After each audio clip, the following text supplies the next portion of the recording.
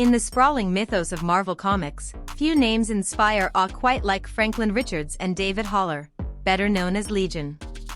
They are not ordinary heroes or villains, nor are they simply cosmic beings. They are mutants who have broken free from the boundaries of mortal power, stretching their abilities into realms where gods themselves hesitate to tread. Imagine a duel where entire universes tremble at the thought of a single choice, a single breath, or a single stray thought.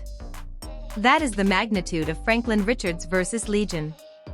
This battle is not simply about strength, it is about creation versus chaos, destiny versus disorder, and stability versus instability. Origins and backstories. Franklin Richards was born to Reed Richards and Sue Storm, icons of the Fantastic Four.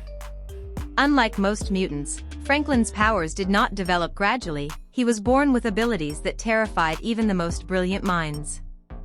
As a toddler, he unconsciously created a pocket universe where he could escape nightmares. As a child, he restored Galactus after death and even turned him into his herald, something no cosmic entity had ever dared. His potential was called Beyond Omega Level, a phrase invented because Marvel had no other way to define him. David Haller's tale is filled with tragedy. Born to Professor Charles Xavier and Gabrielle Haller, David grew up unaware of his true heritage until trauma shattered his mind. A terrorist attack left him with fractured personalities, each splinter holding a different superpower. Over time, the number of personalities grew into the thousands. Some were benevolent, some cruel, and some cosmic in scale. Legion is essentially a host of infinite possibilities trapped inside one fragile body. Where Franklin represents destiny, David represents unpredictability. Powers and abilities. Franklin Richards' powers can only be described as limitless reality manipulation. He does not simply change small things, he redefines the laws of existence. He has created entire universes with functioning life, shaped timelines, and resurrected cosmic beings. The Celestials, embodiments of creation themselves, have acknowledged his power as their equal. Franklin has even been seen as an adult guiding the Fantastic Four across the ruins of countless worlds, carrying the weight of existence on his shoulders. Legion's powers are broader in variety. Each personality in his fractured psyche grants him a distinct ability. One might wield time travel, another teleportation, another raw telekinesis, and yet another full-scale reality rewriting. In theory, Legion has access to an infinite arsenal. He once created the Age of X timeline, reshaping the entire world into a dystopian mutant warzone. In other stories, he has erased enemies from reality entirely, bypassing even cosmic-level defenses. His powers rival gods, but his mind remains his prison. The comparison comes down to consistency. Franklin's abilities are stable, clear, and near limitless. Legion's abilities are fragmented, unstable, but wildly versatile. If David summons the right personality at the right moment, he could challenge even Franklin's dominance. Weaknesses and limitations. Every godlike figure carries an Achilles heel. Franklin Richards, despite his near-infinite power, is still human at his core. His compassion often limits him. He rarely unleashes his full strength unless forced into a corner. There are times when his powers have burned out temporarily, forcing him to recharge.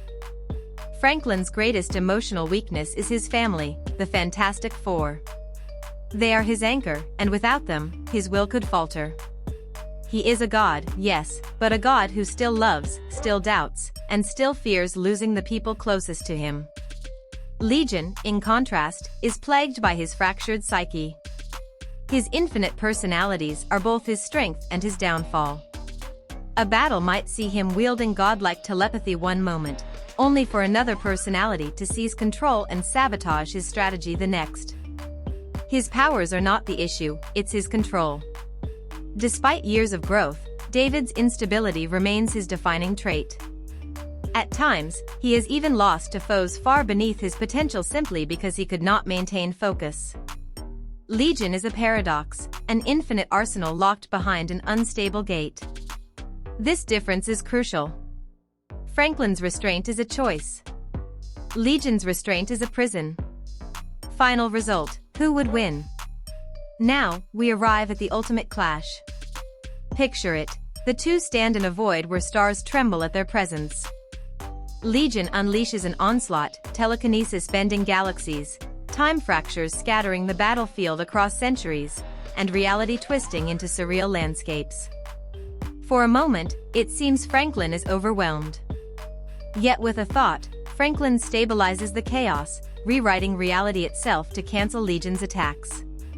Lekin dives deeper, pulling out personality after personality, each one more dangerous than the last.